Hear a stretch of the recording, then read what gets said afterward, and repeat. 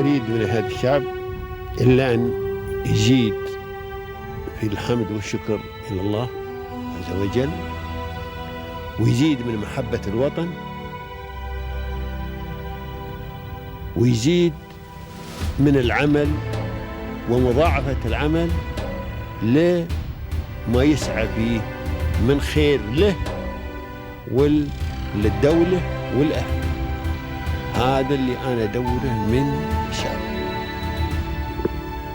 وربنا إن شاء الله يوفقنا جميعا على ما يحب ويرضى.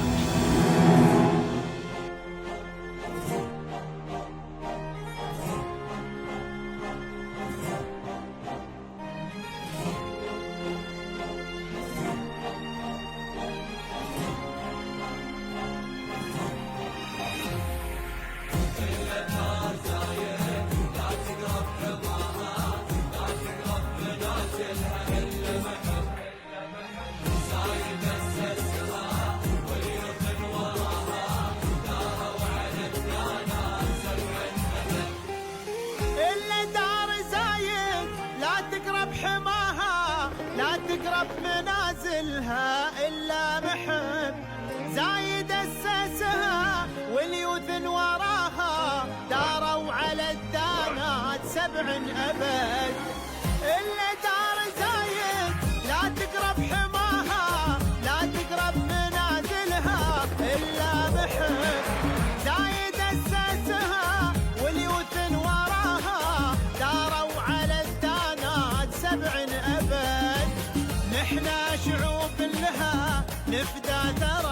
I would like to express sincere gratitude to the leadership of the United Arab Emirates for creating an environment that enables innovation, growth, and meaningful impact across sectors, especially in education.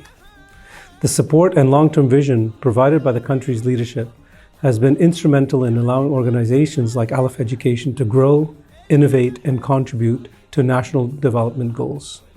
We are deeply appreciative of the opportunities provided to build, scale, and deliver solutions that directly support students, teachers, and education systems.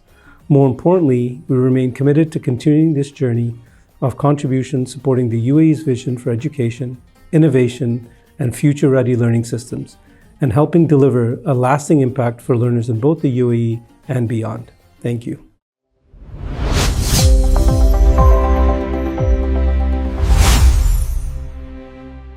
Welcome to Peers of Union. A new episode starts and a new inspiring success story that we'll be talking about from the United Arab Emirates.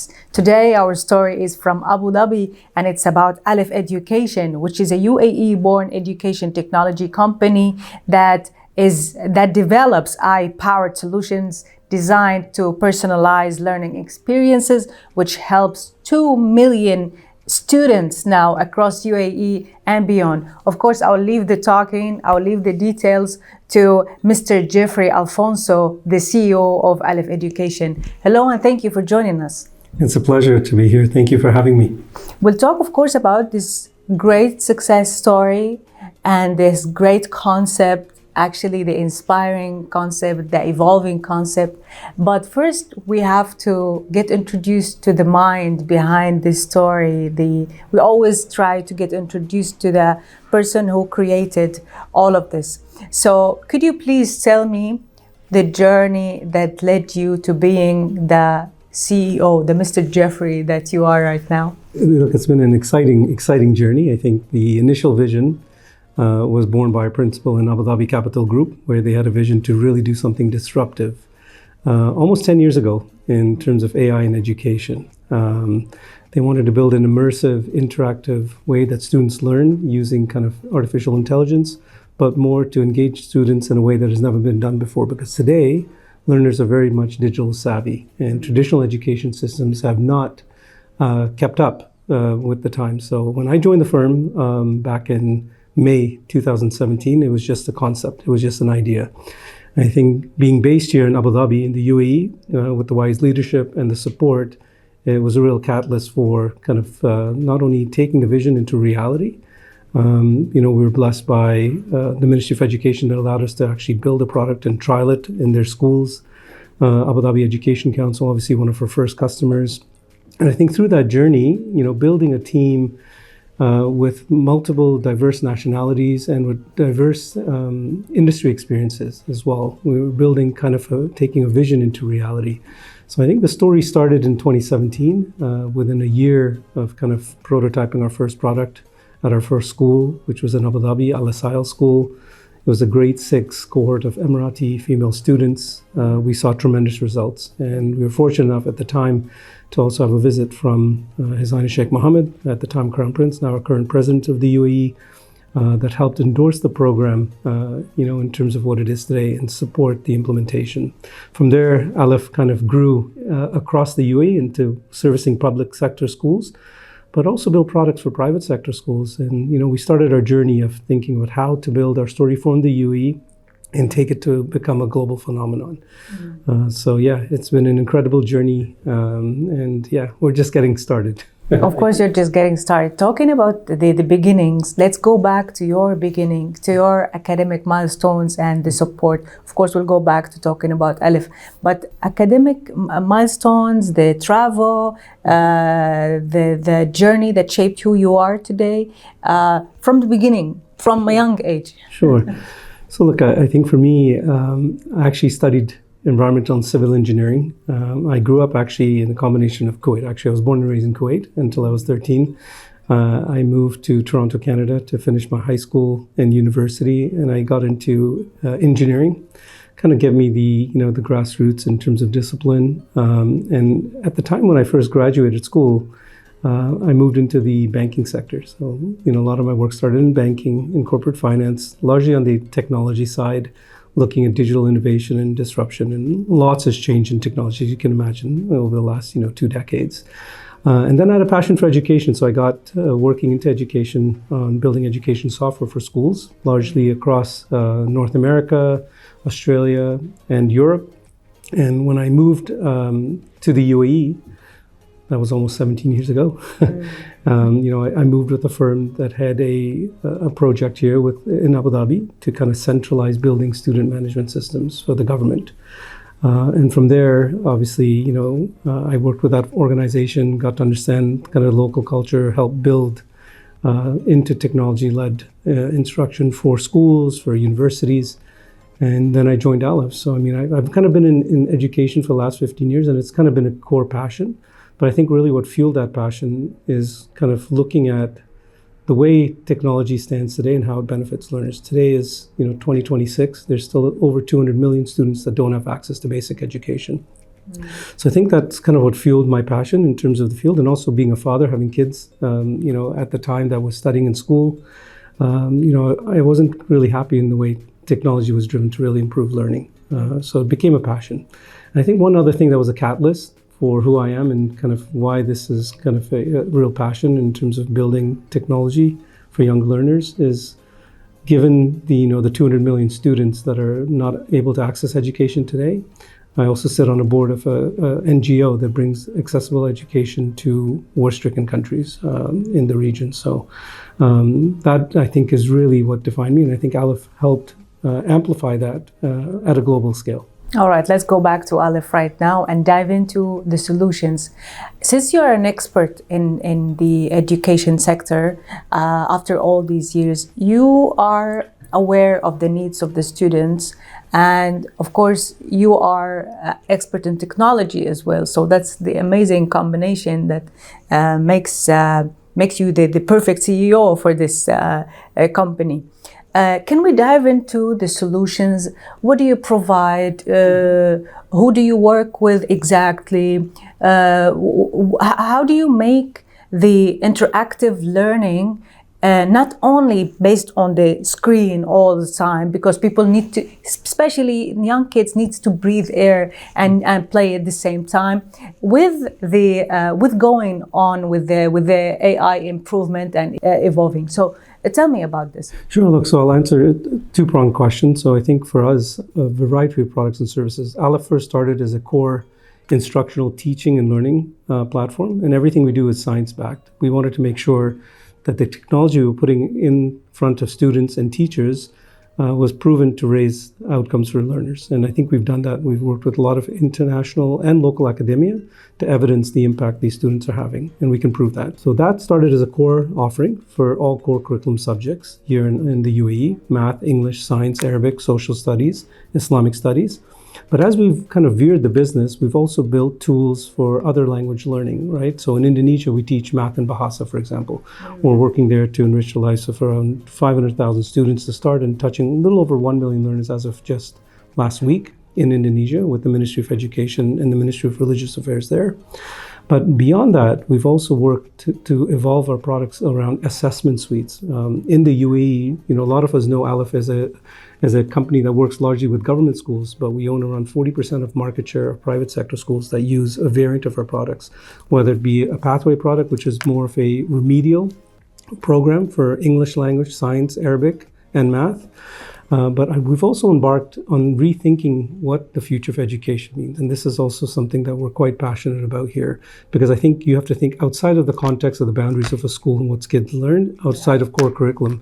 So things like we've implemented new programs this year, like financial literacy, AI literacy, because everyone's talking about it, but if you're not integrating it into curriculum, then you're not going to prepare these students to really thrive in the jobs that await them post-graduation, right?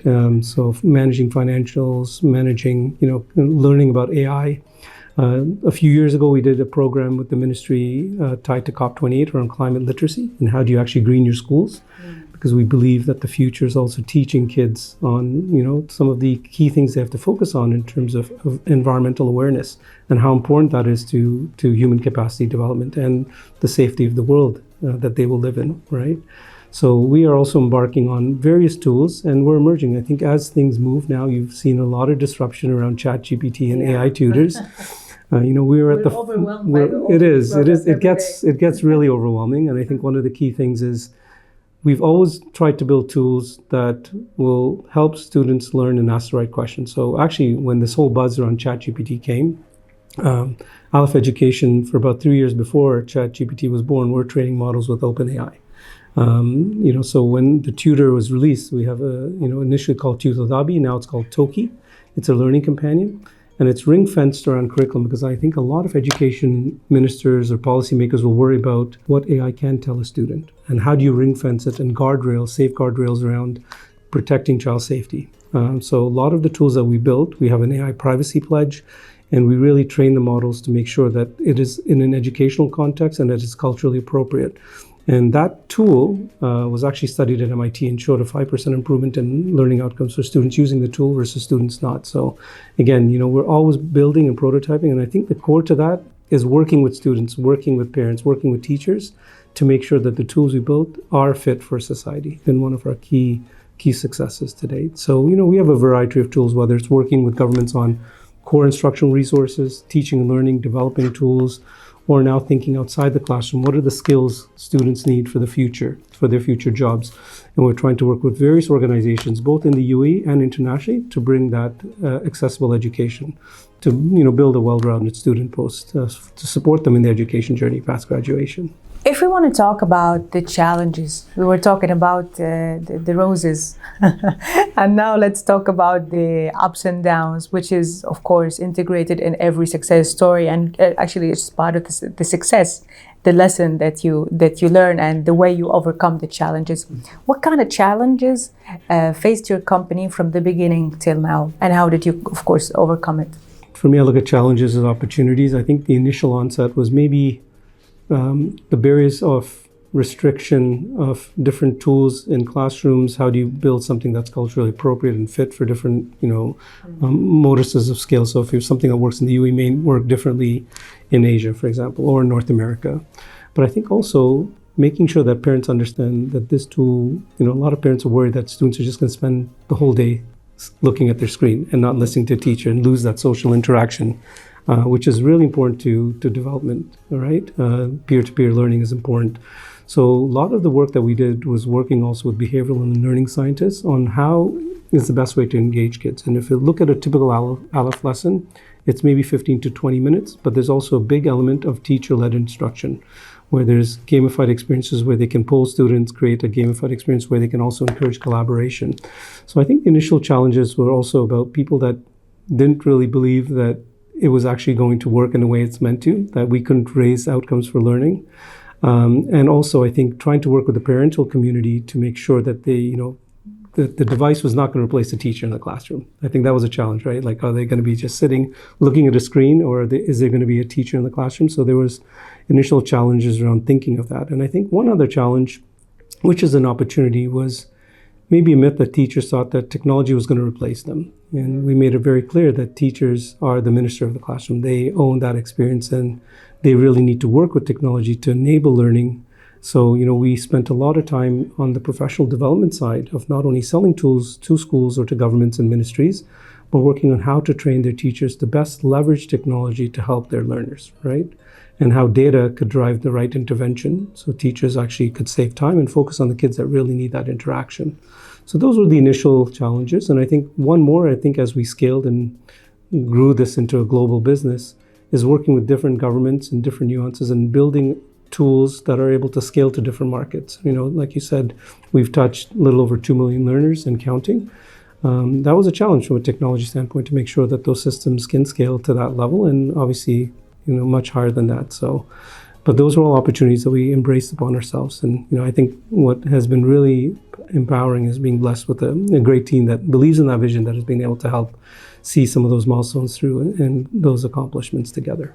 If you want to talk about the future vision, I'm actually interested in knowing that, because I know how are you up to date with everything that's going on around, like you're picking up every detail and trying to integrate it in the curriculum based on science, based on research. So I'm actually curious, what are the strategic plans maybe for growth, for integrating something new in the curriculum? Mm-hmm. So the future vision. Look, there's so much to do in terms of the future. I think if you look at it from a pure technology pinpoint, it's moving faster than the speed of light, right? A few years ago, people were talking about metaverse, and it's the AI piece, ChatGPT, Claude. It's overwhelming.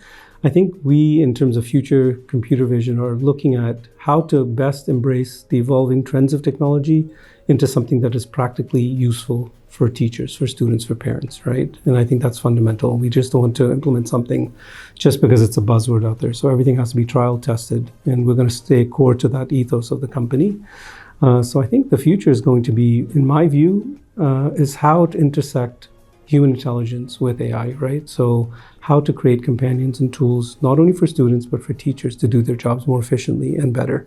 We've seen some very disruptive tools from an R&D perspective in terms of auto-grading. You look at some of the key challenges teachers have is that they're spending too much time on administration as opposed to instructing their students. So can tools like AI be leveraged to help teachers focus on instruction and take away some of the administration from them in terms of assessment, grading? So those are things that we've built in the platform and can constantly evolve. And I think even for parents, is teaching them on AI literacy so they understand how those tools are evolving, but finding the right tools that will really, that they'll be able to embrace. So, it's hard to kind of have a vision beyond a year because it's changing so fast. But I think we have a culture that we constantly innovate. We're constantly learning from what's happening out there. And the key to it is really trialing it before it is used in a production setting where you're, working with students or teachers. And I think as long as we continue to do that and make sure we're adding value, we'll continue to be on the right track for the business. Actually, we're going to take this opportunity of having you working with the education sector, working with the young people, the kids. So the ambition of all the kids and everybody who has a project and people around you, especially with your experience in life and everything that is happening now with your, of course, work. So, looking at your camera, what advice would you give to a person who has a dream, who has an ambition about doing something in their life? Okay, I think the ambition would be to embrace that dream. Don't be afraid of it, because I think through some of the toughest challenges comes growth. And chase your passion, chase your dream. I think a lot of people are maybe afraid to do that. And I think the future is yours. For the young generation, we have to continue to embrace them with the right tools and the support to realize their dreams. So go for it. Don't hold back would be my recommendation. Mr. Geoffrey, I'll take advantage and I'll take the opportunity of having you in front of me, a great success story, an inspiring person on the personal level, and especially with your work in education and with kids and young generation with the new blood. If we ask you to give one advice to the young generation, what would be? My advice is simple. Build with people, not just for them. Real impact happens when communities we serve have a voice in shaping the solutions that are meant to support them. I strongly believe the most impactful solutions are the ones built with constant feedback to ensure solutions remain relevant and human-centered. Besides technology, they should also build strong foundations in education, because real impact in e-learning comes from combining these two. In terms of skills, a strong grasp of data and AI systems is corely essential, along with product thinking. The ability to translate into possible, scalable solutions is also very important. Just as important, communication, being able to clearly explain complex concepts to educators, stakeholders, and cross-functional teams. On the mindset side, adaptability, collaboration, and continuous learning are non-negotiable in a field that evolves as quickly as this one. Overall, the most important mindset is to stay curious, keep improving, and focus on creating meaningful impact in education. Thank you, Mr. Geoffrey, for this advice. Of course, we'll give you also a space. We always do that at the end of the interview. So if you have anything that you'd like to share from the heart, final words you'd like to share.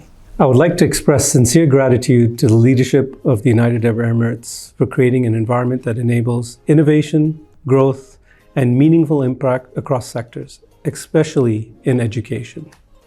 The support and long-term vision provided by the country's leadership has been instrumental in allowing organizations like Alef Education to grow, innovate, and contribute to national development goals.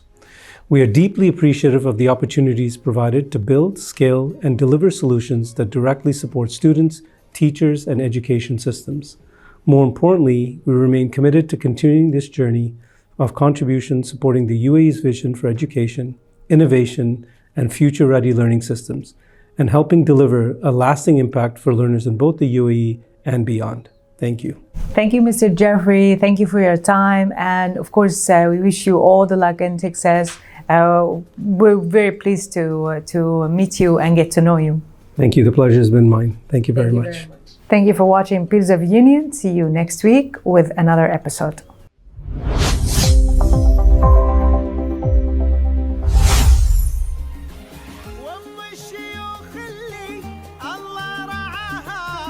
ربت قروب للوطن هم